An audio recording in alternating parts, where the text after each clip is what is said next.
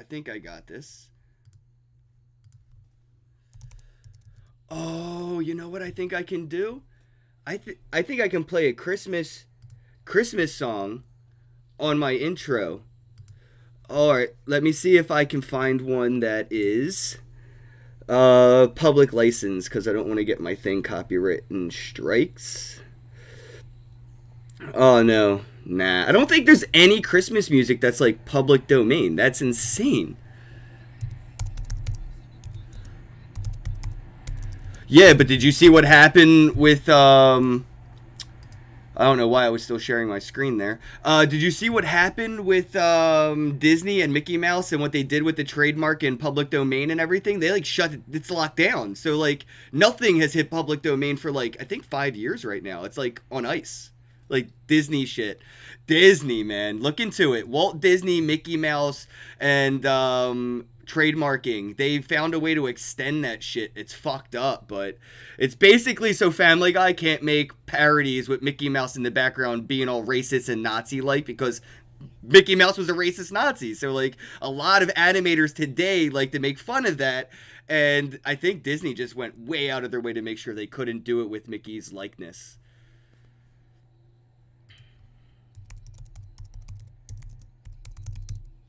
That's true.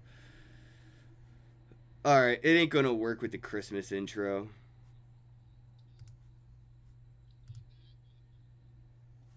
Oh, we are streaming. There we go. I was so confused. I didn't know if we were live or not, and I guess we are. Alright, well, there we go. How goes it, everybody? Merry Christmas. Yeah, I'm here today to talk about, I would say, adult-related topics. Yeah. So if you are under the age of 18, please see yourself out of the room and get back to playing with your trains and Christmas presents. But yeah, today I'm here to talk about adult topics, and I'm here with Girth Brooks from Spank Chain. How goes it, bro? Going well. Girth Brooks, no relation here. Nice to finally meet you. I'm doing well, man. It's a beautiful day outside, so I'm going to have to get outside later. Get from the computer. Yeah, man, it is hot right now in my apartment. I'm like sweating. I need to go out and have a snowball fight. Whew. Ember's over here taking a picture of me. I'm over here sweating. So why don't you go ahead and introduce yourself? Let everybody know who you are, how you got into the adult space, and maybe segue into how you got into the crypto space and what you're doing right now in those industries. All right. So Girth Brooks, the world's first professional kickball player. I'm an early adapter. I like to, when I see shiny new things, I'm quick to get on board and see what's going on with it. I got involved with crypto and the adult streaming industry at the same time. I used to stream myself coding on Twitch, and nobody watched me there. So I saw something about Spank on Facebook, clicked it, saw it, and believed in the idea as far as pornography being the conduit to getting things mainstream.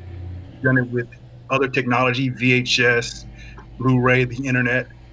And went to the website, saw a button that said become a model, and saw that I could stream and get paid. So I signed up, man, and I've been loving it ever since. It's a great community, some awesome folks involved with Spank. So that's how I got here. Yeah, man, that's awesome. So, like, you kind of fell into it in a different way. You were coding on, I would imagine, IRL Twitch, right? Or is that before they had the IRL section? Before they had the IRL section. Oh, see, now well, because you said that, that's why I was wondering. Now it is kind of popular to see people coding on Twitch. Yeah. A lot of it's like the micro gaming coding, where people will make those little like copy paste skin, you know, kind of drag and drop games where you can kind of build your own like platform game like Mario. And it's kind of become more popular. So you were ahead of the curve back then on Twitch, and now you're doing it on Spank. I've seen a lot of really mainstream or at least mainstream mainstream in the crypto sense, Hmm. developers on SpankChain from My Ether, from Yeah. Taylor Hmm. and them over there. I can't remember why I'm blanking on their names, but yeah, it's an amazing like little thing to see people using SpankChain for not exactly what you would expect to see it used for, right? Like Yeah. you could do it's just a streaming platform, right? Right. So you can do what you want, and they're open to promoting people who aren't doing things that are sex related. So if you want to stream and make some dough, spank is chain. Pain. I Yeah, mean, yeah, you know what I exactly. mean? So So you're not necessarily, getting undressed and performing sexual acts to earn cryptocurrencies on their platform. You're more so just engaging with your like this, a normal streaming situation, and mhm. people are providing tips. Yeah. And what's cool is most of my viewers or followers in the past have been other sex workers, right? So I'm not really getting the traditional viewer to watch me. I'm getting my peers. They come in my room, we chat, we chop it up, and we talk about things. So it's, One of my viewers wants to know if you happen to be single or are you married? I am single. Uh-oh, ladies and gentlemen, he is There we single. go. Hey, K Archie, you can head on over to Spank Chain and send him some booty There we and go. slide into those DMs. So, what have you been developing recently? What kind of code are you working on when you're streaming live on Spank Chain? Yeah. Are you coding for anything like adult related, or is it just like what projects are you actually like coding on? Well, the project I've been working on lately is an app that allows people to fill out PDF documents, specifically immigration documents. And as you would imagine, most of the people who may need to fill those out don't speak English, right? So, and the information has to be provided in English. The form is in English. Hmm. And so, what's cool is none of the answers are language specific. They're language agnostic, right? So, your name, your address, your phone number, none has to do with what language you naturally speak. If you can answer the question, then you should be able to submit the form. So, what I did is I'm working with a nonprofit to translate all those questions. They go to a website. The website will ask them the questions, and then it'll put their answers on the form, and then they can print it out. And they may not be able to read it, but they can trust that the information is on there correctly because we've done our due diligence on translating it properly and placing the correct answers in the correct form. Oh wow, dude, that's like one of those first world things where I was like, I didn't even think that was a Yeah, problem that existed. So what yeah, solution would there need to be? And then you tell me what you're doing, and I'm like, I could see that. That would suck if I was, a position where I was having to fill out documents and didn't understand the native language on the paperwork. I'd be hmm, fucking screwed. Or I could ask a complete stranger to help me and hope to God they're not trolling me by writing incorrect yeah. information. You know, and what's crazy is they pay lawyers up to $10,000 to read them these questions, like como te llamas. You know what I mean? Like, That is whoa, that is an unfair disadvantage because most people in situations like that can't really are usually not in a position where they could afford such luxuries. Otherwise, they probably would have paid for a language tutor. yeah, but like, who can actually afford to pay $10,000 for a form to be filled out? To be honest, no, I wouldn't be able to. You know what 90% I of the mean? people in America cannot afford that. I think I read an article recently. It's like 90 or something more percent don't even have $1,000 in their bank for a rainy day fund. So, Yeah. yeah, nobody can afford that shit, man. So that's awesome that you're working on that stuff. Do you see any other applications outside of what you're doing for like the language barrier translation on forums? Because I mean, as soon as you said it, kind of clicked was white paper translations and people that want to invest in Yeah. ICOs that don't understand Hmm. the native language of the smart contract. You Yeah. could probably translate the smart contract in the white Hmm. paper. Yeah. That would be an application for it, but this tool is geared more for completing forms as opposed to just reading them, right? Because if you just want to read them, one thing you could do is use Google Translate, but you're going to lose a lot. But there are other tools that may be better served for that, and if not, we'll definitely help. You know what I mean? So we'll definitely help get that So, done. so where do you see these platforms going in the future? Spank Chain and the tokenized adult platforms? You know, do you see Yeah. it going anywhere that things haven't been able to go before? Like, what kind of possibilities do you see in your mind's eye in the future of adult entertainment and platforms with hmm the technologies like blockchain and cryptocurrencies? Um, I think like most technology, what it'll do is it'll allow people to continue to do the things they've always been doing it, but doing it slightly differently, right? Like you use Netflix now to watch movies or watch TV shows, but you've always watched TV shows and watched movies. It's just an easier way to do it. You know, so that's what I believe Spank Chain will allow. It'll open up the way in which money can flow so freely and quickly is the biggest tool because the thing that I learned is the issues that sex workers have with controlling their finances. Right. Right? Even the You have an mainstream account. sex workers lose their bank accounts. Exactly. Right. So their accounts get frozen. They get returned back to the person who purchased the service from them. All kinds of bad things happen, and let alone not having $1,000 for a rainy day fund. Imagine having your $1,000 taken away, and you didn't know. Right. You go to Right. log into your account, or you happen to get a notification through email, your account's closed. And by the way, we're keeping your money. You know what I mean? Like, and with the way customer service is for a lot of these companies, you can't go talk to a person and explain to them that this is your money. Like you have to send an email Yep. or you have to do live chat, right? So they're kind of fucked. Yeah, I actually see it. I see a future where, you know, obviously today, if you were to say, you know, pay for your porn, or, you know, people would say the opposite. Who pays for porn? You know, like, I Mhm. feel like that's almost like saying 10 years ago, who pays for music? You know, like everybody now, but back then Yeah, people would illegally download it, right? Or yeah, pirate it. What they're doing today with adult content, they're pirating it or stealing it. mhm, And I think it's just because of the inconvenience of paying for it, honestly. yeah, Like there's a privacy breach when I want to pay for my adult content. I have to give my Visa information, or now mhm, even PayPal mandatory KYC. So if I wanted yeah, to pay somebody for their services as a content creator and adult entertainer, I mhm, am breaching my privacy protocols. So I may actually yeah, go out of my way to steal this content rather than pay for it. But cryptocurrencies are giving back that privacy, yeah, and I believe that with these micropayment channels that are coming, mhm, like, you know, where people were when PayPal became pretty prominent in the sex work industry, people yeah, were saying $1 a week or $1 a month or whatever it may be for premium Snapchat access, right? Because now yeah, people could send small amounts of money frequently very cheaply. mhm, And then they went with the KYC aspect. I think in the future we're going to see a lot more platforms that are premium, pay to, you know, pay mhm, to view content, because people will be paying for it because they'll have that ability to. But right now I don't see an easy way for people to privately purchase adult content. It's not, you know, it's, if you're a married person in a sketchy, you know, relationship or whatever yeah. may be the case, you're walking on eggshells. You don't want that on your bank statement. You don't, and that's exactly right. Like I say, it's cryptocurrency and spank chain specifically would just allow people to continue doing what they've always been doing. They'll just do it differently, right? Like you said, it's you'll be able to, instead of using your PayPal or having a dummy credit card where you purchase your porn, you can do it right through your wallet, right? You Yep. just go in and press a button. They have the funds. You get your porn, and no one's unhappy, right? No Yeah, one has any Joshua just said it. worry about Even things. micropayments.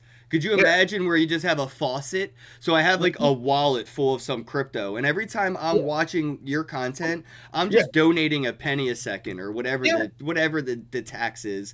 But I could willingly pay for that content, and we see this on platforms like Steam and BitTube and yeah. other social interacting platforms that gamify content. Yeah.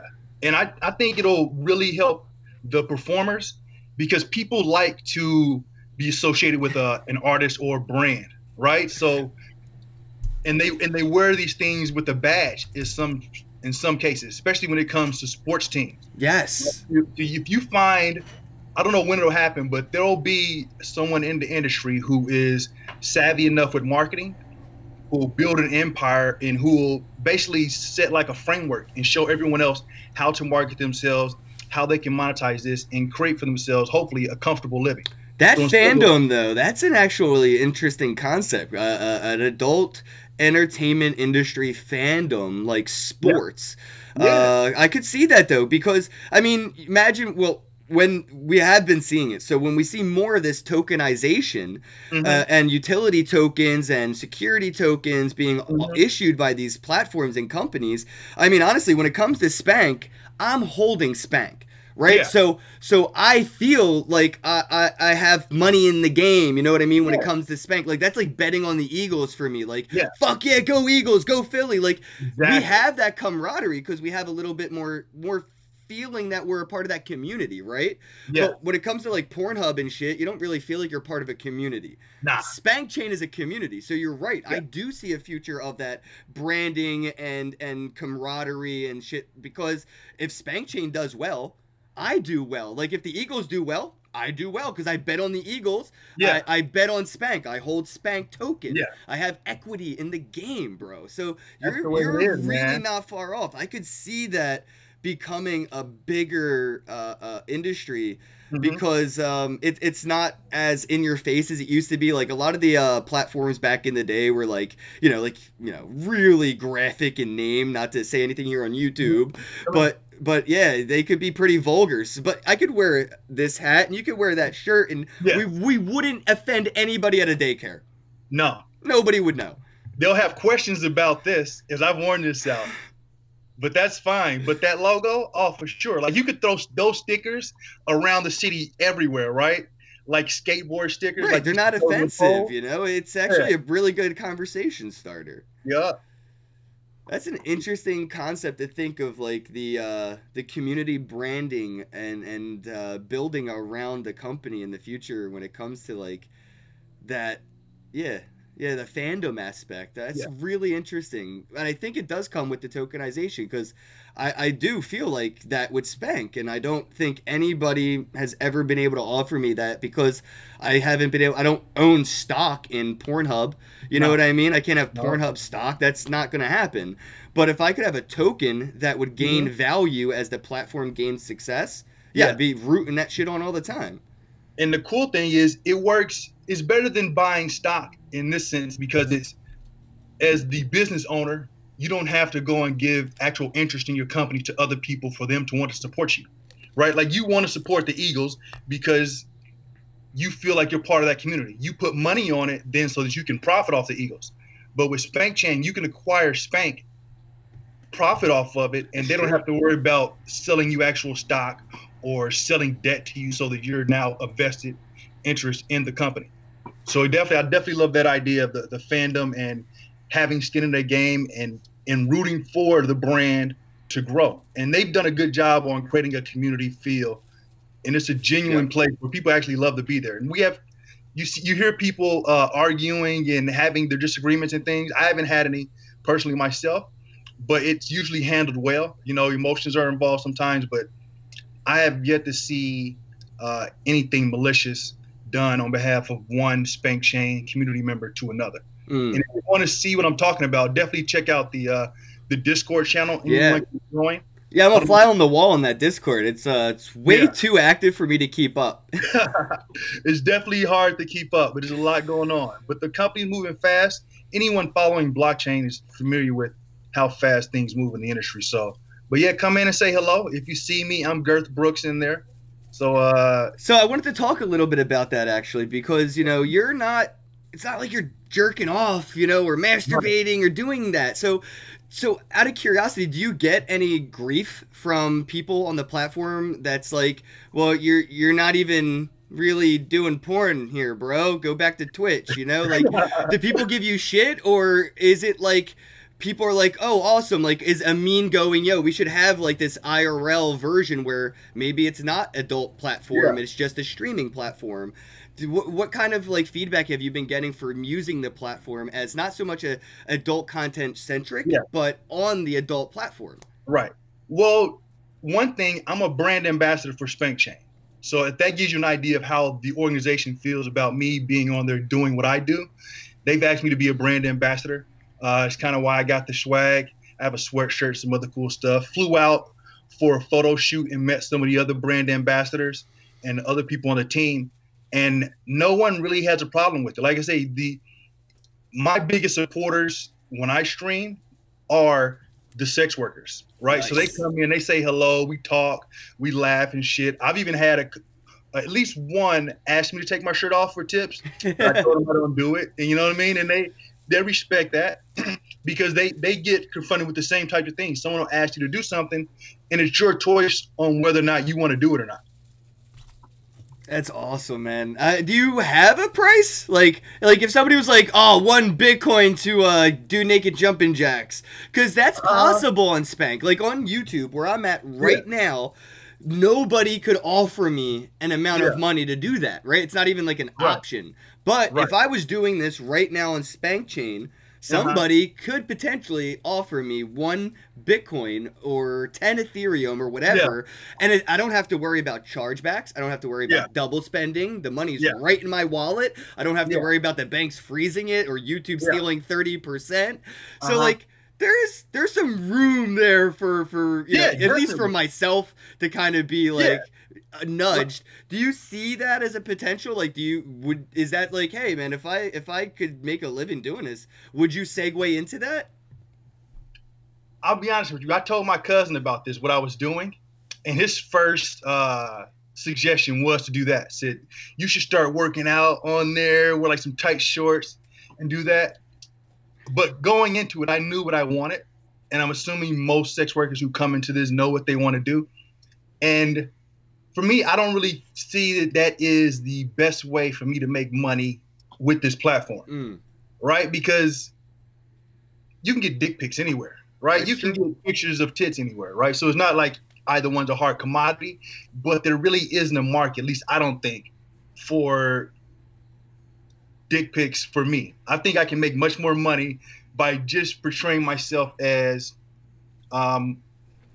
what's the word I'm looking for? An intelligent person.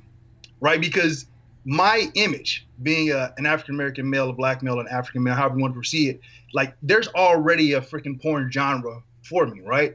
So I'm already sexualized. Anything that I do there's already sex behind it. Well, that's what I was getting at. You're kind of creating this voyeurage, cockhold fetish where people are coming to a sex worker platform to engage sexually, and you're like, not today. Yeah, you know what I mean? It's like leaving something to the imagination is one thing. It's a lot of, there's layers to it, and there's lots of opportunities for me to do things differently and create something really cool for my brand. So that's what I'm trying to do. So there won't be you won't be seeing me hopefully naked on here. And I say hopefully because there might be a picture and way cameras and things work, like someone steal a picture and all of a sudden there's something out there for me. So I haven't recorded myself in video nude, or the time I did do it, we deleted it right afterwards. It was on her device. But so yeah, there shouldn't be any hacks where you find my dick floating across the internet or me fucking or jerking off. At least not to your consent, right? And that's that's the thing that kind of freaks me out about the internet when it comes to that consensual content, right? Like I live stream with Ember Burns on Spank Chain. And I mean, I think, what if people were recording it and distributing it and selling it, off market? And it just, it's just a weird thought. And I wonder if Spank Chain would eventually have a marketplace for previously live streamed goals or things like that. When people reach a goal and they do a sex show, I would imagine that Spank Chain would be able to, you could hit start recording and then finish show, and then there'd be sort of like a vault where people could go and watch previous shows. That way I could, as a content creator, at least earn some revenue as kind of like a tube site, like a residual income. So exactly, there is going to be a clip site. You know what I mean? So there is going to be something to that effect. I don't know the details on how it's going to work, but I imagine the way I see it is so Spank Chain right now is pretty much, from what I know, exactly what Twitch does, but marketed to sex workers. Right. If they create a clip site, which YouTube is pretty much a clip site, right? Yeah. So it basically be adding the two tools together. So I imagine it to be just like this huge library of porn or people just doing stuff, right? So I had a cool idea. Have you met or seen Molly Meows? Yeah, yeah. Actually, Ember flew out to hang out with her. They actually have Yeah. content for sale right now. I think it went up for sale Okay. the other day. So if you guys are interested, check out Ember Burns Live on Twitter. Yes, definitely check her out. So Molly Meow has a culinary arts degree. Oh, wow. So yeah, so we're gonna do a dual stream where she teaches me or leads me through a recipe, which is gonna be cool. So we're working on that. She's supposed to find the recipe. It's gonna be something vegan because I'm trying to get less and less meat in my diet. Though I will eat, I don't eat cheap meat, so I don't eat off the value meal. You know, I try to stay away from the That's processed like the meat. only meat I fuck with. But I mean, honestly, I have like what I call poverty palate. You know what I mean? I have like a poor man's taste buds. Yeah. I'm telling you, I went out to eat at Gordon Ramsay's fucking restaurant, five Yeah. star bullshit bougie restaurant Yeah. in Vegas, and he Yeah. had white truffle mac and cheese with gold flakes sprinkled on it and shit. Like the Yeah. dude came around like it was cheese. It was like, say when, and I was like, dude, you're turning my mac and cheese into a Rolex. Chill. So I take a bite of this white truffle mac Yeah. and cheese with gold, and I swear to God, I would have paid $1 million Bitcoin from some Kraft mac and cheese right then and there, man. Yeah. I feel you. So that cheap meat's like where it's at. But I feel what you're saying. So you're getting into the vegan thing. Yeah, yeah. I dated a woman who was a vegetarian once, but I've never really ate a lot of cheap meat. So I went through an early stage in college. I used to go to McDonald's before going to the our little rec center to play basketball. Oh, see, that's the And thing. I I think worked that, at all like- those places. Say what? I was a fast food worker. I worked at all of Yeah. them. I've worked fast food too, but I made the mistake like 3 days in a row getting like a McDonald's sandwich before going to play basketball, and that's not good for my body. It's not Right. good for anybody's body unless you're Yeah. Superman. So it quickly rejected that, and so now my body just responds poorly to fast food. Oh, So John Red. He said he's a chef too. Oh, Yeah. cool, man. You should start a YouTube channel, John. Start cooking. Chop up those bits it, and make man. some blockchain cookies. So I was just wondering if maybe flip the script here. We're about halfway in. I was wondering if you had any questions or anything. I know we're streaming right now Yeah. on SpankChain and Yeah. on YouTube on my end. So if Yeah. you're watching this on my side, YouTube, why don't you go to beta.spankchain.live and check out Girth Brooks live stream on that side of the internet, and you can Yeah. tip in booty. So if you have a little bit of Ethereum, you can actually send booty and just check it out. But yeah, dude, thanks. I appreciate this dual stream thing. I actually think this is a really cool concept. I have no idea how it's working on your end, but after this, I'm actually gonna go check out their live stream. Yeah, definitely. I think it's cool too. I like it, and I'll be open to doing another one in the future, especially after I learn more and get more depth in the community and as Spank Chain progresses. But tell me how you got into it. So I see you have the I Accept Bitcoin shirt with the Spank Chain hat. So how did you get into the industry, and where did you start? Like, what was your initial participation? Yeah. So I kind of fell into this crypto industry thing because of all the velvet rope around the traditional investment opportunities like stocks, IPOs, stuff like that. And I was looking for something that would just let me invest, right? Like I was like, I have money, I just want to invest. And it was like, all roads led to the casino. You know what I mean? It was like there was just no other option for me. So before I went all in on, 42 Black in Atlantic City, I actually talked to a guy I was working with about, oh, cool, thanks for the super chat. Actually was talking to a friend I work with about this problem I was having about not being able to find opportunities that would allow me to invest. Like, I kept finding this, oh, you're not accredited investor. You don't have enough money to invest in this. And I was just like, that doesn't even make sense. How am I supposed to make enough money to invest in it if I can't risk this little bit?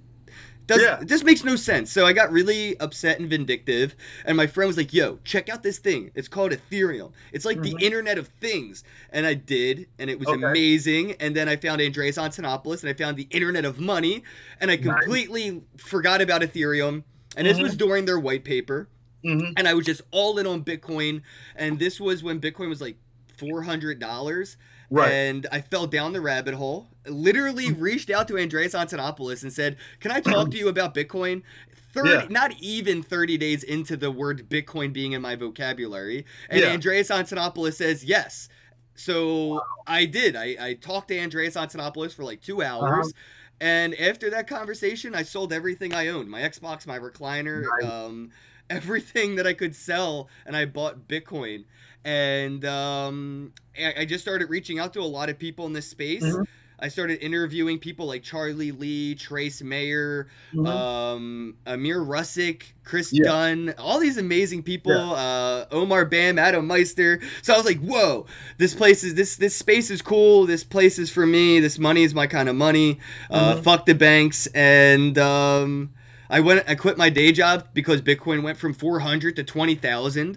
So I was Right. like, I'm done working, quit, tapped Yeah. out. And I went on a road trip for 12 months. And 2018, I didn't work a single day. I just traveled all year and I met a lot of amazing people and I attended a lot of amazing events. And 2019 is kind of where I'm going to capitalize on 2018. I want to do a podcast like this, like every day Yeah. with somebody in this space and just shoot the shit. Yeah. Do it, man. That's awesome. Especially traveling across the country like that. Where all did you go? Where are some of Oh your favorite man, places? I traveled the world. I think I'm so biased to Canada. Yeah. I think Canada is my favorite place, like, period. Yeah. Like, the whole world is whatever. Canada is, like, fucking been awesome. Yeah. Especially Vancouver. If you Mhm. guys are in Vancouver, check out Decontrol, aka Decentral. They're the Ethereum developer guys out there in Canada. Fucking love those dudes. Shout out to Decentral or Decontrol. Alex Doge, my boy Doge, and Chelsea Palmer. Love you guys. But yeah, I think runner up would probably be Spain. I was in Monaco and we did a helicopter ride. I don't think I'll ever forget that for the rest of my life. I was in a helicopter with some pretty badass, people in the crypto Yeah. space, and it was just an unforgettable event. And I've been blessed, man. I've traveled the U.S. almost every state, Canada, like 12 provinces. I've been to like Yeah. 5 countries, something like that. This year coming up, I have a lot of speaking opportunities. A lot of conferences have reached out to me and were like, "Hey, we'd love to have you speak." And I'm like, "You should Google me." But I'd love to. I like that. I like that. I'm hoping to do some more traveling in 2019. I have some cool relationships with some software companies that will cover my travel. I just have to create the opportunities. I have to write for the conference and say this is what I want to talk about. So I don't have people calling me yet. So you're where I aspire to be. So Well, that's the hard part's taking the time off. Yeah. Like I haven't even been making YouTube. Like 2018, I didn't do shit. I barely made any YouTube videos. I didn't make any tutorials. I have so much stuff over here that I'm supposed to make tutorials on. Like, Okay. this is just 5 to 10% of the swag Yeah. I have piled up over here that I Yeah. am backed up on. But that's because I traveled and I got to Right. hang out with Vinny Lingham and Roger Veer and Brock Pierce and all these amazing people. I got to hang out and just like Yeah. shoot this shit. And I mean, maybe they didn't smoke, but I got to smoke weed with every millionaire in blockchain. Like, it has been a fucking year, dude. That is awesome, man. So what's your your travel secret? So I got my life down to 2 bags. Yeah, 2 bags. That's I like definitely the that. trick.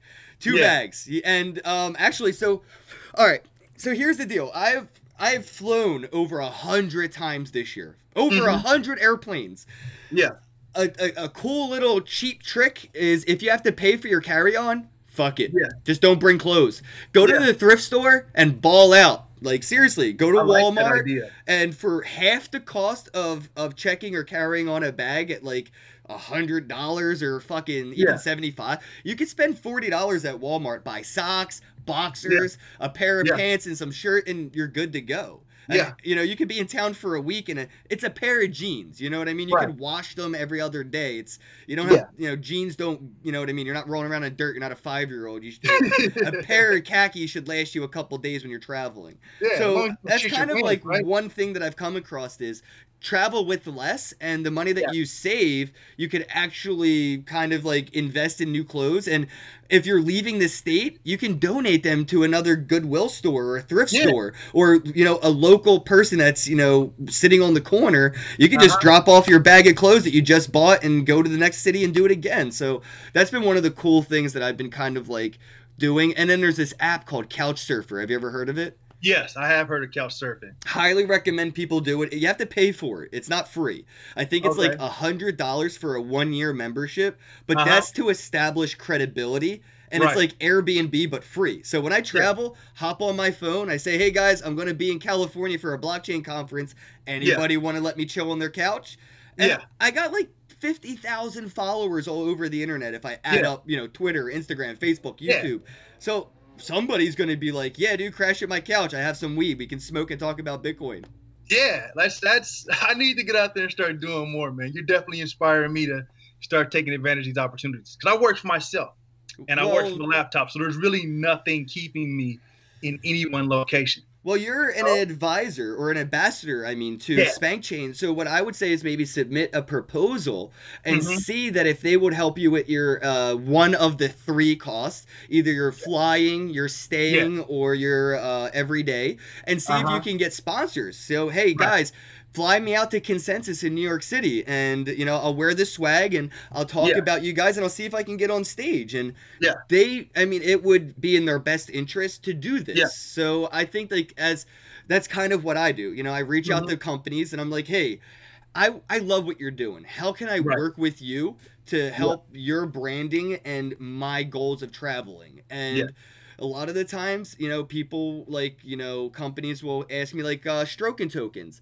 Mhm. They help me out with my traveling arrangements. And when I Yeah. show up at an event, anytime somebody says, "Hey, who you here with?" I'll be like, "Oh, I'm here with Stroken Tokens." And it's not like I'm shilling. They flew me out. I'm there with Right. them. They're Yeah. my people, but I'm myself. I don't work Yeah. for them. You know what I mean? Right. So it's just like a way to be part of the community, and you scratch my back, I scratch your back, and there's not any like, "Oh, you have to invest. You should totally buy this, Stroken Yeah. Tokens." It's not like that. It's you're working with companies like SpankChain Mhm. that you like. So I totally hope that you have that motivation to submit that proposal, and I see you on the road. Oh, you'll be seeing me on the road. Trust me. I'll be out there. So Yeah. John Red sent me $5. Merry Christmas, bro. Much appreciated. Thank you. And I got these cool animations that my screen like does Christmassy things when people send me a super chat. Yeah. And if you guys are into crypto, I have a link in the description box below, and I have this wax.io address. If you send me a sticker or a video game or a crypto kitty, Wax will give you this cool little effect on my screen. I have no clue what it looks like yet. Nobody has sent me any tokens or skins on Wax, but live on my screen, if somebody sends me a crypto kitty, something mysterious will happen on this screen. I have no clue what. I was actually talking to Ember Burns about that last night. I was like, "Man, SpankChain would be so cool if they had these overlays." Like, you were on Twitch, like, if you subscribe to somebody on Twitch or tip them when they're live, they have these overlays, these animations and graphics. I just, it'd be really cool to see if SpankChain, if I went to tip you, it would be like, "Ken Bodek sent Girth Brooks, like, 420 booty." Yes. I hope that those things are on the roadmap. I've read the roadmap. There's a lot of cool things they have coming. There's a tool that will allow the sex workers to create their own custom website. Think of it as like using a WordPress tool, right? Where you don't have to know how to code to build a beautiful website. So tools like that are coming. I'm sure there's going to be something like that with overlays, so that because I don't know if you've seen the way some of the other streamers build their rooms. Like, some of the performers really put in a lot of work to make sure their brand is beautiful. So I'm looking forward to having that opportunity to do something like that. And I'd love to put some overlays on and allow the screen to react and respond when people send tips, or even just send messages to say hello. Right, exactly. It's just cool to see. And I don't know. My biggest qualm with Amin and Spank Chain is Yeah. they're too fucking nerdy, man. They're not into the bells and whistles and features. They're into the tech. They're like heads down, ones and zeros, developer mode, and they're like, oh, it doesn't look cool. And then they make, they do a graphics update, but like the tech is legit. Behind the user interface is legit. It's just like these bells and whistles that they're really not like, because they're just so smart. They don't really think about it as an end user.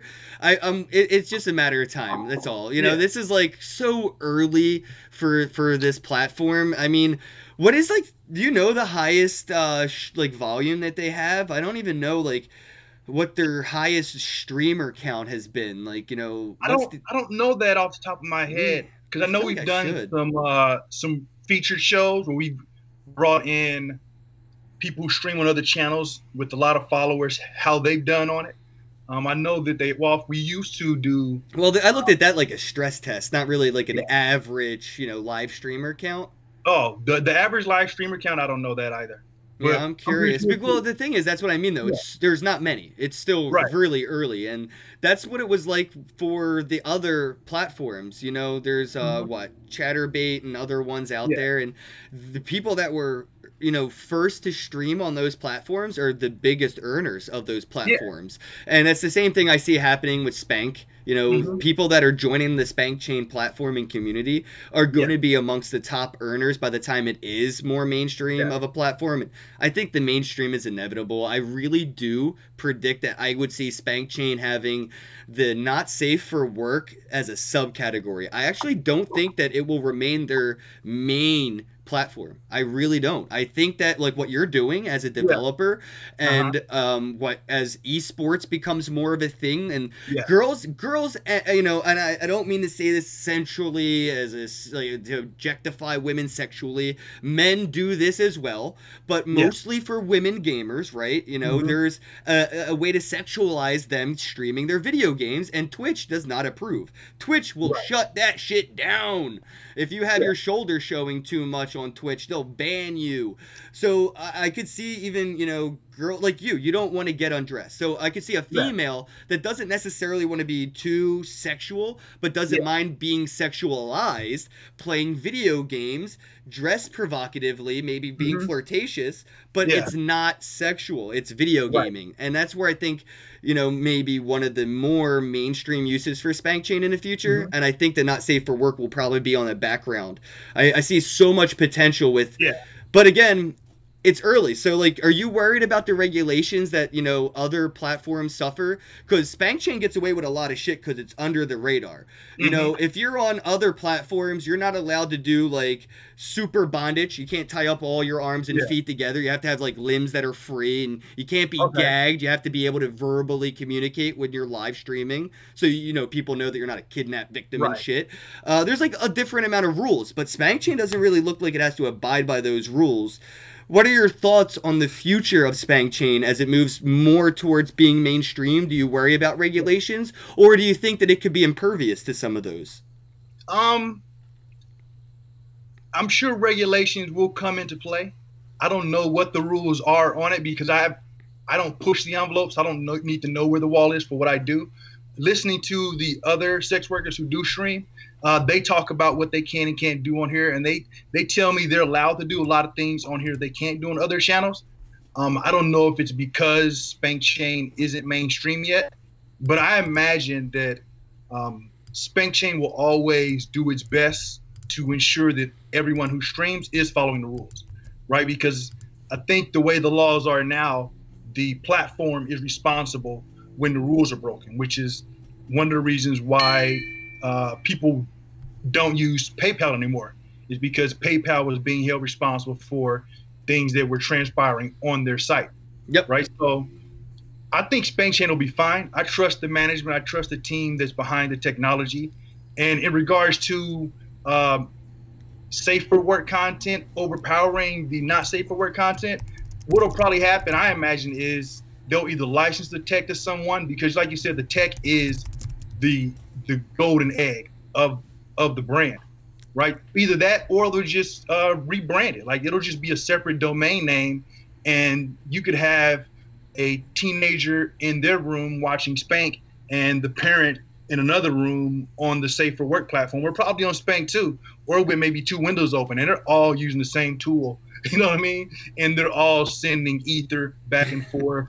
You know, so I'm pretty sure it'll coexist. It's just a matter of having enough servers, right? Yeah, yeah, that's the thing too. It's and that's it. Now, see, that's why I like things like BitTube.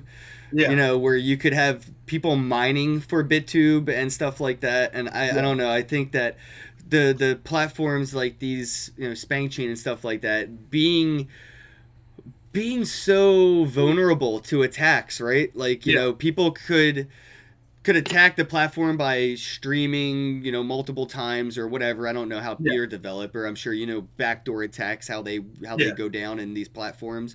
But they're early. They're vulnerable to it. Has Yeah. SpankChain seen anything like that? Has they seen any other, you know, malicious activities? I know they were hacked for booty a couple months ago. Yeah, we did. That did happen. I don't.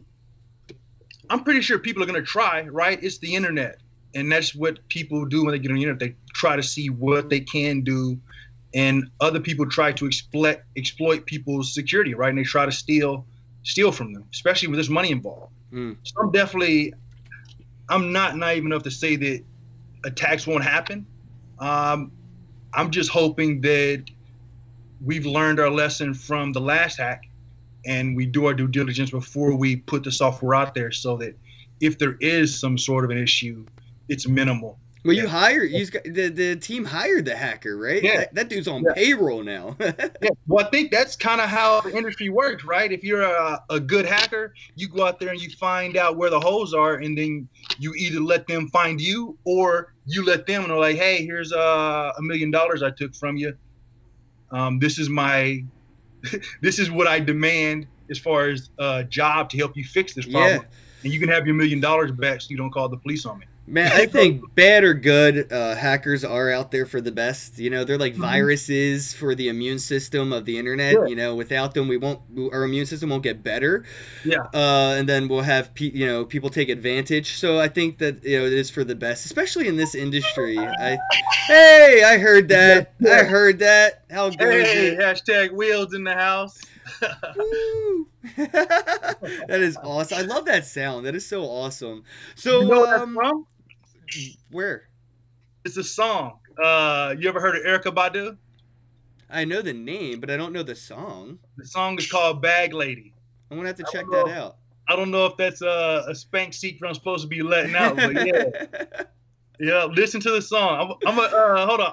I'll pull it up. I was So gonna you say can I should turn on what's that? Shazam or whatever. What's that? Sangaza or I never knew. yeah, I use Tidal. I like Tidal, so I'm gonna go ahead and bring up "Bag Lady" by Erica Badu and let you hear it, and you tell me if it sounds the same. Oh man. I hope we didn't just get SpankChain sued. Hold on, here it comes. I'll turn it down, and when it starts to happen, then I'll turn it back up. Oh yeah, I have no idea. YouTube may actually hit me with a copyright strike because we're playing music. YouTube's so weird. Oh yeah, I mean, it doesn't really matter. Yeah. It really doesn't matter. But YouTube will probably yell at me to be like an old guy, and they're you kids, you better Get stop off my using lawn, music right? on those videos. There it is. Hold on, here it comes. Nope, that's not it. We'll let it go. We'll let it go. All right, guys, we'll have to check that out though, because that's really interesting. I know that Vice Industry Token got their logo from the elevators in Quebec. Yeah. Yeah, I was in Quebec at a sex expo, and their fucking elevators are identical. Not like similar. I mean, not like, oh, that could be, no, identical to Vice Industry Token's logo. So I actually asked Stuart Duncan, and yeah, apparently that's a thing that happened. They use the elevators up and down icons for their logo. I like it, man. You got to be creative. You know about Vice Industry, right? Yeah. Yeah, if you upload videos to Pornhub and people view them, you can actually earn Vice Industry Token per view on Pornhub right now. That's what's up. Yeah. definitely get out there and do that. I'm gonna have to look into it, see if I can finagle my way in with the content I create. I'm actually a verified member on Pornhub, so my account's Yeah, already verified. I have my ID and KYC submitted, yeah, so just gotta hit the gym and get myself in the send me Bitcoin body. You know what I mean? yeah, Like, hey, I'm not. I'm just saying, one Bitcoin is one Bitcoin. You know. yes. Me and my ex, we had a running joke because I spent July through December of last year living in Central America, and our running joke was $20 is $20 because it would go like that's like 3 days rent when I was in Mexico City for an Airbnb I found. Right? So, Right. yeah, it's like $20 is $20. So I'm not gonna turn my nose up. See, that's a perspective a lot of people don't have too. Is like, as an adult content creator, Mm-hmm. may not always be first world. You could be in a third world position Yeah, and be in a way where against your government's wishes you can't be a sex worker, right. and now you can't make money streaming on these Mm-hmm. platforms. And that's what I like about Spank Chain and the utilization of cryptocurrencies is it gives those people an opportunity, right? Like, Yeah, there are people that aspire to be in industries all around the world, right. and $20, like you said, in Mexico goes a lot farther than it does here in the Mm-hmm. US or most other places, Europe, Canada, Yeah. etc. And even in Venezuela, I mean, imagine if you wanted to be a sex worker, South Korea, Mm-hmm. Africa, you want to be a sex worker, $20 is $20, you know what I mean? Like, holy shit, I can pay rent. So I think that, these platforms are empowering to Yeah. people that are disadvantaged that want to. Like this, it's not like people work in the sex industry because Uh-huh. they have no choice. People fucking love it. I mean, getting paid to have sex is like the shit. Yeah. Well, I asked that same question about because I had did an interview or kind of conversation with Gabby. She streams on Spank Chain, and she says from her experience talking to people, there are some who love it, who do this because they love it, but she's found that many do it because it's the only way they can make a living. Like she was Right. saying, she used to work in the square world, but she got hurt on the job, and now she can't do that. So this is the way she makes money. And Carmen Crush just chatted in about I think that think about that every day, ranking chem sites depending on the country of origin. Like when you brought up like the cost of living, you know how $20 is more powerful abroad than it is here in the States. Like I was working and living in a third world country but making first world dollars. And I gave myself a budget of $50 a day while I was abroad in Central America. I got to the end of my trip. It was like 2.5 weeks, maybe 2 weeks left. And I had averaged only $35 a day. Oh, wow. I had all this extra dough just sitting in my account. And I didn't buy a bunch of souvenirs. I didn't want to carry a bunch of stuff.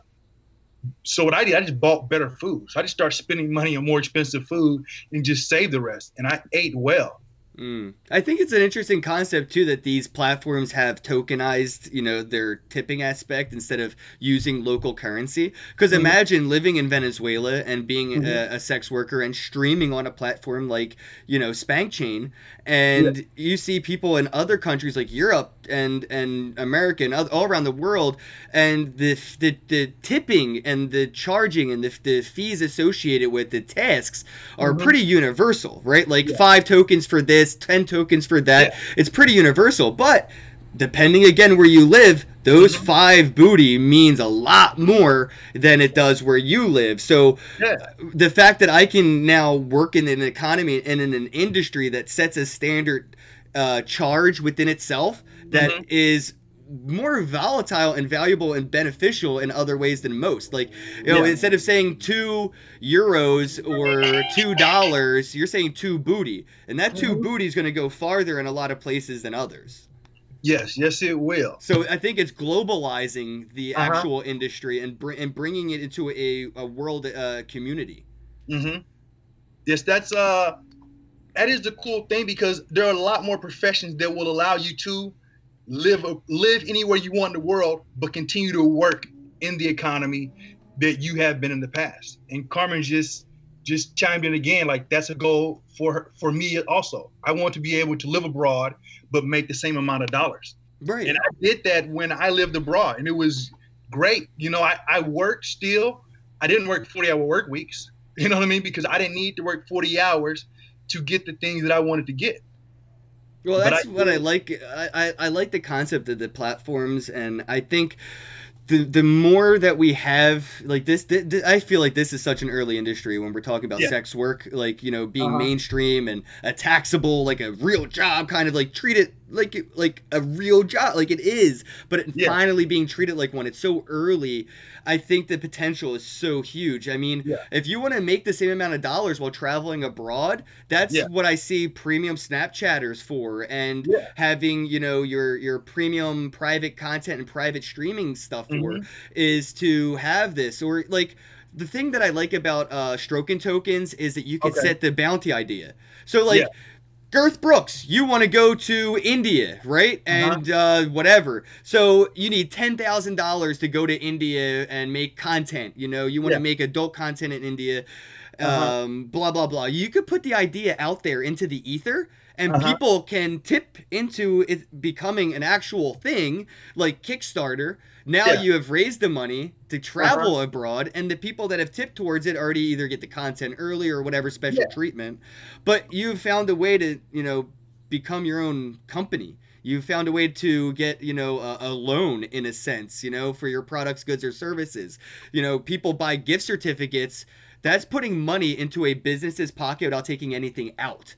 And that's Yeah. what I see a lot of these bounties these bounties are going to be used for, is campaigning, you know, to make yourself your own company, saying, hey, look, I want to go fly to Mali and make a video with her, but I need to cover my flight and travel. Uh-huh. If you can help with that, you get the content, and then we'll sell it to people who didn't contribute to making it later. And I don't know, the future of this is bright. I mean, what is like one of the aspects of this that you're excited and most, like, I don't know, like, what's your farthest out perspective of the mainstream adoption of this?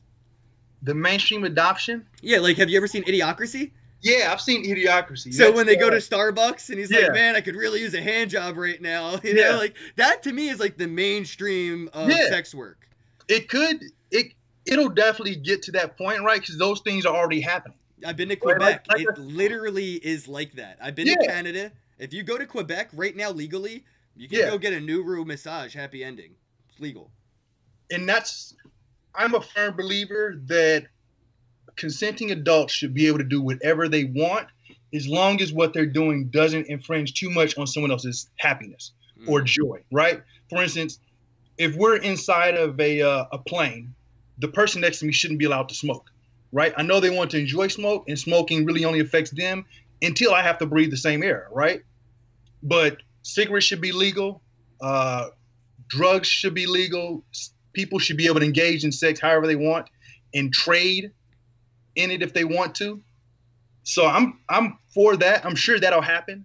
And with cryptocurrency, it'll be safer because it's a matter of tapping a button and the money's changed hands, and you don't have to worry about them trying to rob you later or not paying you, things like that. So I see that happening. I think one of the first things that'll happen is, one of the things I propose to Spank Shane is I want to be a curator of content for it. So think of me creating like Netflix for Spank Chain, where I reach out to great content creators and say, hey, we need this type of show, or we like your idea for this.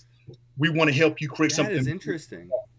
So you would find the viewers that would have, you know, I would guess like wishes, desires. Yeah. And you could fulfill them by finding people that, I think that's actually a good idea. I could see something like that working out easily. I mean, especially with the way this Discord for Spank Chain is.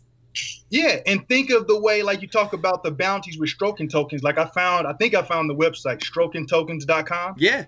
Yeah, so I'm going to check that out. So imagine being able to have a Kickstarter say, hey, we want to make this Star Wars spoof Triple X movie starring these performers, right? The performers, if they agree to it, they say, all right, for me to be involved, it costs this much, right? So you already know what your budget is. Yeah. Similar to the way they did that the Super Troopers movie. Yeah, with the GoFundMe. Right? They did damn, dude, that Super Troopers 2 movie made so much money. Exactly, and they didn't even use their own freaking dough. You know what I mean? So it'd be able to do the same thing with porn or any other content. That's a good idea. So that's my vision. Like I want to put forward my energy toward making sure that happens, and pass that off to someone else and let them manage it. And I'll just go back to traveling the world and creating content that way. That's a But good. I like that idea of curating, and that's kind of what you could use like Steam It for. Steam mhm, It is a way that I would, sometimes people aren't creative, right, or yeah, intelligent enough to yeah, create good content. So, yeah, and that's not offensive. I'm not trying to offend it. I mean, some people are just dumb. Like that is the yeah, fact of the matter. Is we have the dumb people in the world, but that doesn't mean they shouldn't be able to contribute and right, be able to earn from positive contributions. And uh-huh, I try to incentivize people to do that content curation, which is make a Steam It account, follow people that are of similar interest, and re-steam them, share them. yeah, That way I yeah, can follow you, and yeah, just by following you I get all the content that I would have to go searching the internet yeah, for on Steam It, and when I hit upvote, you get a yeah, little bit of that because you helped me yeah, find it. yeah. And no, so as far as like you asked earlier about what I see the long-term vision is, I think what'll happen is you'll find that people will work less hours in vanilla jobs. Oh yeah. And so see this picture. I have this theory and this hypothesis that I'm testing out is that so there's 7 million people, 7 billion people on the planet, like 7.2 billion, right? 52% have access to the internet via some sort of a smart device or the right. So that's like 3.7, 3.6 billion people, right? That you can reach. Now, if blockchain takes off, we can all start transferring money between each other really quickly. So if you get like 1/1000th or 1/10,000th of that population to get 5,000 transactions that average $5 a month, that's like I said, 1/10,000th of the world population that's on the internet, which is a very small population. And on top of that, they don't have to do it every month. So it's not like they're signing up for Netflix and giving $5 every month.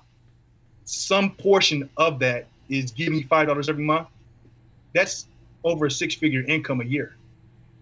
Hmm. And if you look at if you go back and write down the numbers and look, it may sound big, but you're really you're touching such a small portion of the world population. And if you're willing to put forth the effort and work, Facebook and Google will allow those people to find you. You don't even have to go and find them. You don't have to pay for advertising because their algorithm is created so that it connects people with liked interests. Like you said, find someone on stream who you like and start sharing their content. The algorithms, the billionaires, the Facebook and Googles and the Amazons will do the hard work for you. Your job is just to create content, and it'll connect you with the people who like what you do, and you just have to put something up for sale for them to do it. Yeah. So that's what I see is going to happen. Eventually it'll change the system, right? Because people will start to see this, they'll start to make money off of it, and the Facebooks and the Googles who are giving us all this for free, they'll find a way to slow it down, right? Because we won't need them as much at that point. If I'm making 6 figures a year, right, and all I'm doing is selling stickers and doing whatever else I like to do for life, right? Because I'm not working. I'm basically just doing what I do, doing whatever I enjoy. So Right. if I'm a worker, I'm selling clips or I'm live streaming a few hours a day.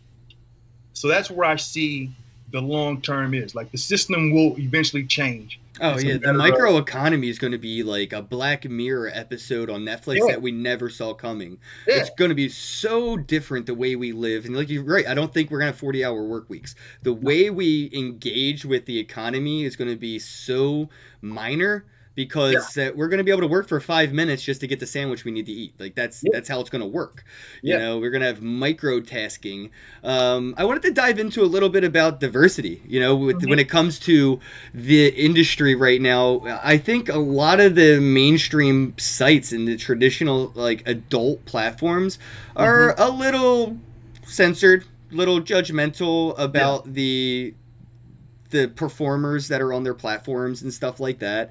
I was just wondering, like, from the African American male sex worker industry perspective, do you see more diversity acceptance in the crypto side of the adult entertainment, or is it the same? Is nothing different? I'm just wondering, like, what's it like behind the scenes? Because like I don't really necessarily work in the industry. You know, I work with the industry. Right. Well, historically, marginalized peoples tend to get exploited more within marginalized communities, right? Because if you're experiencing something from on high, then the shit just rolls downhill, right? Yeah. So that's how things work. I myself have had a great experience thus far. I've heard stories and listened to others in the industry who experience bad things that happen to them. Specifically, you find non-binary people, people identify as transsexual. They don't always have the opportunity someone like myself does. I'm not as deep into the industry, and I haven't been doing it as long as others. So I'm pretty sure things are going to happen to me. I've had people come into my room and use racial slurs, which, you know what I mean? Like, it doesn't hurt my feelings. It's more of like, it's kind of like if somebody steps on your foot and you're dancing at the club. Like, don't get upset. Like, I'm not going to fight you. Like, I didn't come to the club to fight. You're just kind of just being a dick, right? So now I know that you're a dick, so I know to not interact with you or engage with you. Right. So that's kind of how those things happen for me. For others, you know, they could have different experiences where some that could trigger them and it could impact them more. But for me, the things that I've experienced aren't enough for me to cry or for me to really complain about my experience. But I'm not going to lie and say that it's great for everyone, because I know that it's not.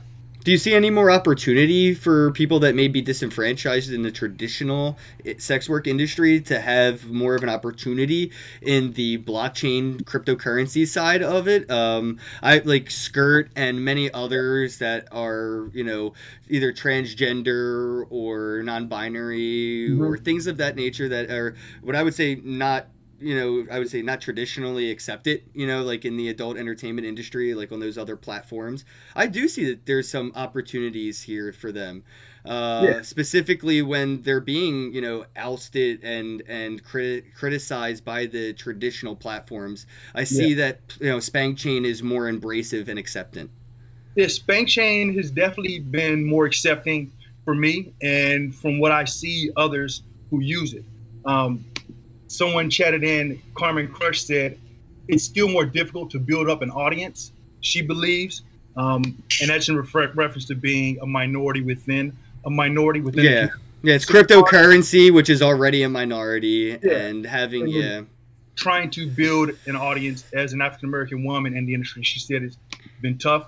She's coming up on 2 years of part-time sex work, and the audience is mostly white, and crypto is even more so. Yeah. So as you go from the mainstream, like I said, it gets amplified the smaller you get within the demographic, because there's less people to speak up for you. Yeah, but that's before the paradigm shift. That's how I'm looking at it, right? Yeah. Like, I'm looking at this being early investor, early opportunist, you know, first mover advantage scenario where the platforms like Netflix that overtook Blockbuster is the traditional, you know, platform, and Spank Chain is the Netflix. You know, it's going to be worth the hardship of being a first mover, a first user, and stuff like that, because you're going to have that advantage. It's inevitable, you know. I mean, it goes without saying that, you know, the future is cryptocurrency, blockchain technology, and obviously the adult industry has been booming recently. Yeah, well, there definitely is an advantage to being first and being a pioneer. Carmen says she agreed with Ken for sure on what you're saying. With being an early adopter will definitely benefit. But one thing they taught us in grad school, I went to ASU and got an MBA. And one of the sayings they have, and I'm sure they say it at other entrepreneur communities, is pioneers are the ones with the arrows in their back. So if you're a first mover, right, you do have an opportunity to be first and do great things, but you also are taking the biggest risk, right? So you pave the road, and then it's the ones who are behind you who really are able to exploit that opportunity, right? A midget sees further than a giant does when standing on a giant's shoulders. That makes sense. I like that. Damn, did you make that up? I feel like I did not. That's some if you want, enlightened shit. My way. as appreciation for a little bit of knowledge. That is something like I want that bumper sticker. You know, I speaking of sticker, that's kind of how I came across you. I met you from the Ginger Banks sticker that you did, and I was like, Yeah. "Yo, dude, that cartoon's fucking dope." And then I saw you doing other graphics and like Twitter thumbnails and stuff. So I mean, like, that's pretty cool shit. How's that been going? Oh, that's not mine. That's not mine. That wasn't me who did that. I think I came across your name because I saw that you do an interview or a meme tweeted you Yeah. your name, and I went to your profile and saw that you do the interviews. So I checked to see if I could schedule a talk with you, and you were booked up all the way up to today. So yeah, I'm booked until the end of February now. So what is your future right now looking like? What are your plans? Like, you know, what's sort of like your objective by using Spank Chain and being a developer, streaming and earning and, you know, contributing to the economy, working with the platform? What's sort of like your personal roadmap for 2019? Where do you see yourself next year? Next year, traveling the world, helping Spank Chain go mainstream. One, by promoting not just my content or me, but because of what I do, I can share everything that I do and everything about me on all platforms in the mainstream. So I'm hoping that it'll be a conduit to people getting introduced to Spank Chain and using the other tools, whether it be the currency or paying the other sex workers who stream. So I plan on traveling, going to conferences, speaking about software security, whether it be OAuth, where single sign-on, how to secure your wallets properly, how to properly take care of your investments, your cryptocurrency. So those are things that I'll be talking about as I travel and continue to work on the app for Mi Beneficia Local.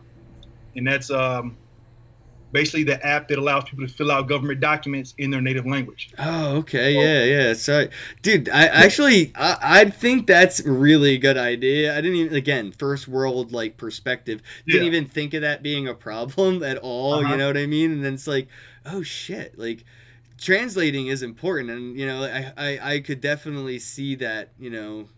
So I don't know. Maybe that's something that we could try to figure out how to tokenize, right? Like, how do we get a way to? If somebody has a bounty that I need this to be translated because I'm poor, I can't afford it. Yeah, let's do it, man. So I guess we should wrap things up. I just looked at the time and we've been live for over an hour and 12 minutes. Merry Christmas, everybody. Yeah. I didn't realize we were live this long, man. I would actually I could do this all night, man. Picking your brain has been really interesting. Again, do you have any questions on my end? I know that you're streaming live on Spank Chain. Let's see. I love that sound. Carmen is still in the room. You got any questions? Jay-Z, Devout Ray, y'all got questions for Ken before we end the call? Yeah, see if any of those live streamers over there have questions. I think I can pull it up on my end. I'd like to know what's in your travel pack. You mentioned that you don't carry clothes. The clothes are not a necessity when you travel. So what's in your bag you check? I'm assuming a laptop, right? You got your smartphone. I always have my laptop. Actually, I have 3 smartphones. 3 smartphones? Yeah, I don't know where the others are, but I have this guy here, and I have... Oh, here they go. So these are the 3 phones I travel with. And here's the reason why I have 3. Okay. Ready? Phone I use every day, all day, for everything. Twitter, blah, blah, blah. Phone number and email that I give away. Yeah. Phone number, you'll never, ever fucking know. I'm never going to tell you the phone number and the email. Okay. And this is Wi-Fi only, and it's all the 2FA, Google authentications, and Authy, stuff like that. So offline, never going to tell you anything, and this is the one I share. So I have a reason, and you know what's funny? Customs freaks out. They just freak out. They're like, what the fuck do you need 3 phones for? Who are you? And I'm like, Bitcoin, bitch. I like that. I have 3 devices. Only one of them is for full phone. The other 2 are data, and I can do stuff on Wi-Fi with them. But I use Google Fi, so I got data chips in them. So if I wanted to go live with the other 2, I could, but it allows me to keep my cost low. So it's like $20 a month, and I got 3 devices, unlimited talk and text, and I pay $10 per gig for data. Oh wow. Yeah, so I like it. I'm need to. Do you use Google Voice for like your multiple numbers, or you all in networks? I use a network and VoIPs. Yeah, I actually. Funny thing is, before I got into crypto, I wrote an article because I was getting into like mobile things. I made Android Uh-huh. apps. I was fixing phones like Apple and Android phones, Yeah. and I wrote an article about voice over IP address, Mhm. VoIP, because I've my whole life up until my first YouTube payment, like Yeah. I made money from YouTube. YouTube sent Yeah. me, Google paid me. I Nice. paid my first phone bill. I never had a Yeah. phone bill my whole life. Never paid for a phone bill. I always used Wow. voice over IP and Mhm. hotspots, Wi-Fi hotspots my whole youth. I was poor Nice. as fuck, dude. I didn't have money for Yeah. a phone plan. You know Yeah. what I mean? Like, so I would use free hotspots and voice over IP. And I wrote an article called Uh-huh. Mobile Wi-Fi Living, and then another article called Voice over IP Living. And both of those articles made it possible for me to live for free for years without ever paying a phone bill. So I'm really big in the VoIP, and I can't remember his last name. It's funny, but Alex, Uh-huh. the guy that co-founded Voice over IP Address, turned. Yeah. I told this is before I got into Bitcoin. I was a big fan of Voice over IP for years. Yeah. Huge fanboy. I actually ran into the co-founder Alex at a Uh-huh. cryptocurrency conference, and he is now the founder of a blockchain company doing MOIP instead of VoIP. He is now doing money over IP address, and he's making it possible for me to basically lend a Bitcoin. And no, it's not Really? like BitConnect. This is like legit shit. It's called Celsius Network, Yeah. and I'm excited as hell because again, I was a big fan of VoIP, and Hmm. now the same dude who created VoIP created MOIP, which sounds, parody or whatever, but it's money over IP address instead of voice over IP address. And what's that website? I'm gonna send it in my chat so people I can check think it it's out. Celsius Network, and I found them at Token Fest actually. I thought that was a really interesting project, and that's actually also where I came across these guys here, the Steam Monster cards that I play. Okay. Steam Monster. Okay. Yeah, it's like a card game that you can play on Steam blockchain, and you can Hmm. actually make money playing the game by earning cards, and then you could sell the cards for Steam, or you could like challenge one of your friends, and you could like make them like put up an escrow of cards. So if you beat them, you steal their cards, and then you can sell them back to them or whatever. What's that website for the game? Oh, Steam Monsters. Steam Monsters. I believe it's a .com. Yeah. All right, I have to check that out. Yep, steammonsters.com. It's really funny. I actually play with a couple of my friends Mhm. now. I don't know. That's kind of the stuff I'm into. When I travel to a lot of these events, the things that really catch my eye are physical things like this. Like Yeah, I love running into companies that sell stuff that's cool. physical. Yeah. I got a little Litecoin miner right here. Like you can mine Litecoin with this bad boy. What? So I like physical things. So Yeah. they're the companies that catch my eye, and projects that have gamified blockchain things Right. like Steam Monsters, Chibi Hmm. Fighters. Yeah. What's the other one? Dope Raiders, Coin Yeah. Droids. Have you ever played Coin Droids? No, I haven't played Coin Droid. Dude, it's freaking great. Basically, I put a little bit of Bitcoin or Litecoin or whatever currency into this digital drone, and you Yeah. do the same thing. And as Mhm. we attack each other, it costs a little bit, Yeah. like gas. But we're Yeah. really fueling our droid. And if you knock mine out before I knock yours out, all Yeah. the money I put into it, it's yours. Nice. Yeah, I love it. Like, It's see, fun. those are the things right there that, like I say, the micro payments. Like, you can make a little money by playing a couple games, right? And then, like, say for instance, your friend shoots you a text, like, "Hey, we're going to Vegas," right? When I was at Arizona State, like, I'd be in class and I would get a text message from my friends like, "Hey, we're going to Vegas. There's one more seat in the car if you want to go." I'm like, "All right, when you guys going?" Like, I'm texting during class, and like, "We're leaving in an hour." And I'm like, "Shit, I pack." Like, if I don't have the money at that moment, I could pull my phone out and play the game while we drive to Vegas from Phoenix, Arizona, and make however much money I need to have. Right? Or hop on Spank Yeah, and start streaming. And, like, that's another thing I think is going to be really cool with the living abroad and different type of economy that we're going to be able to have on the yeah. internet. Like, have you seen that movie? I don't know. It was like Truth or Dare. It was on like Netflix or whatever. But where people would dare you to do something and they'd pay you. You know what I No, mean? I didn't see that. Well, I don't know. I see an interesting concept to that being tokenized. Like even with Spank Chain, I could see like a truth or dare kind of Yeah, situation where, you know, I'd have things like truths and dares set up as my tipping thing. So if you yeah, want to tip and people will dare me to streak or something. I don't know, but yeah, I could see that. So like if I needed to make some money to go to Vegas with my friends, I could yeah, hop on Spank Chain yeah, and do a game of truth or dare and yeah, earn by being gamified. yeah. That will happen. I know it will, but that's a slippery slope. Like you see, like you got teenagers out there eating Tide Pods, and we have to tell them repeatedly not to eat fucking Tide Yeah, Pods. and they're not even doing it for money. They're doing it for likes that don't Yeah, even equal money. you know what I You're mean? right. I didn't even think of that shit, dude. Yeah, That is a slippery slope. We start putting money behind those Facebook likes. What will kids do?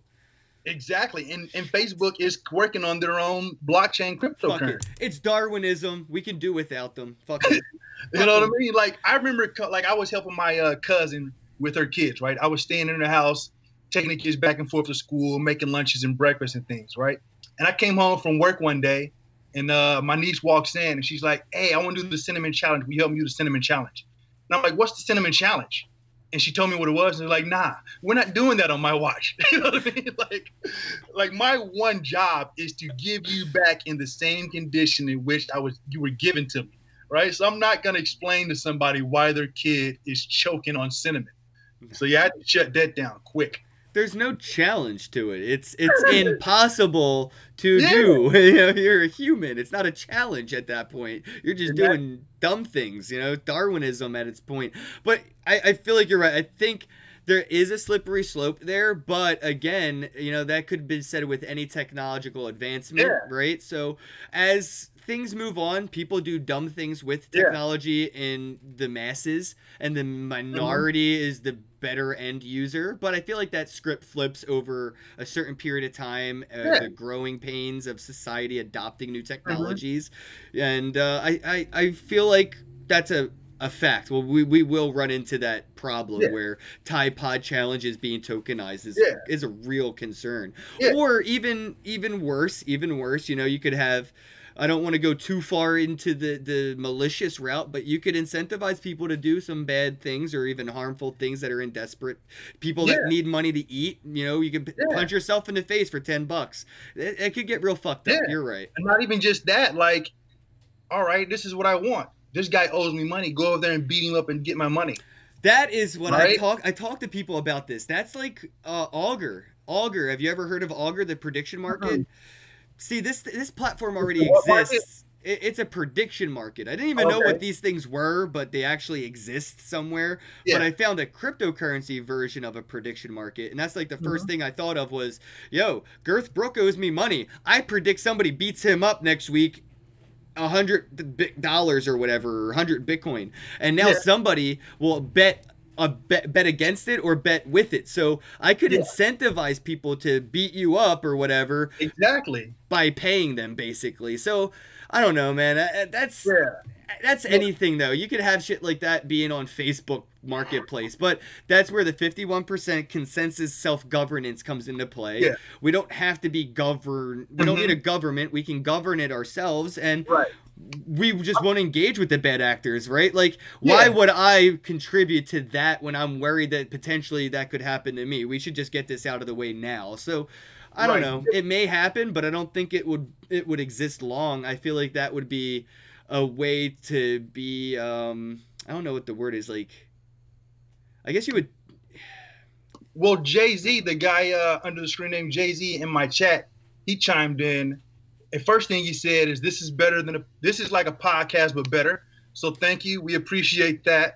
And the second thing is that Augur is getting better, and I think that's in regard to what we were saying before Yeah, about prediction markets. but that's the thing, exactly. It was Yeah, early, it was new, it's been around for a while, and it starts yeah, to self-govern.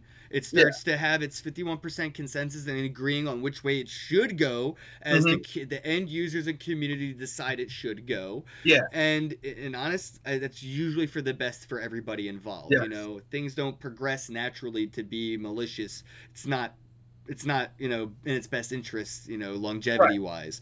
So yeah, I think as these platforms go on, we may see some, you know, bad actors, but that won't last long. I think that there's too much positivity here, Yeah. so much good to come of this. And Yeah. I like the idea of like the platforms like Spank Chain having you had to Yeah. go through KYC, so you have to Mhm. submit, you know, documentation to make sure you're of age, Yeah.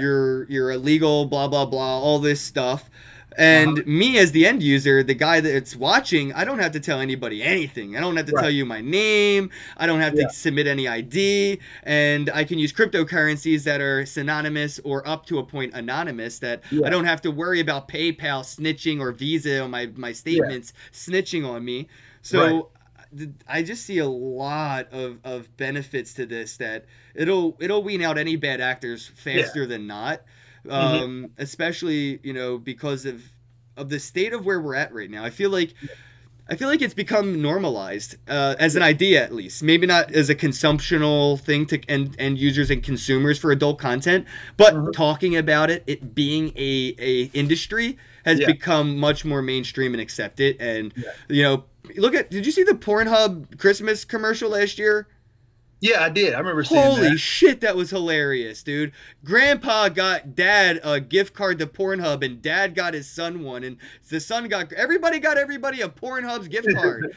How Yeah. normal is that? I loved it. And I think as we go forward, it's just going to become more and more Yeah. normalized, and that will create a more normal ecosystem, unlike what we Mhm. have now, where it does appeal to the not so Yeah. average end user. Yeah. It appeals to the not the best side of us. Yeah, Yeah. yeah. And as more people start to benefit from it, we'll start to do a better job as stewards of the community, where we'll maintain it and we'll keep things hopefully moving towards not exploiting people, but allowing them to thrive and succeed. Exactly. So, final thoughts, man. Let's wrap this thing up. We're at an hour and a half, and I Yeah. could seriously do this all Christmas. My final thoughts is one, go check out Spank Shane, get you some ether. Definitely continue to follow Ken Bozak and support him and where he goes, and check out his sponsors, the people that who he's testing out their products, he's opening the boxes. And for me, continue to listen and look for things that I'll be doing. I'll be having a big 2019 as I continue to get better at promoting my brand and as Spank Chain grows and enables me to reach more people. All right, man. Much appreciated. All right, guys, don't forget the links are in the description box below. Check out the links.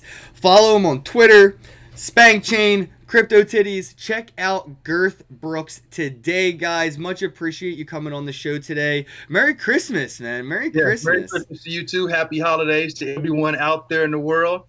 And we got Jay-Z said, "This is nice, a nice watch." Thank you guys. You're welcome.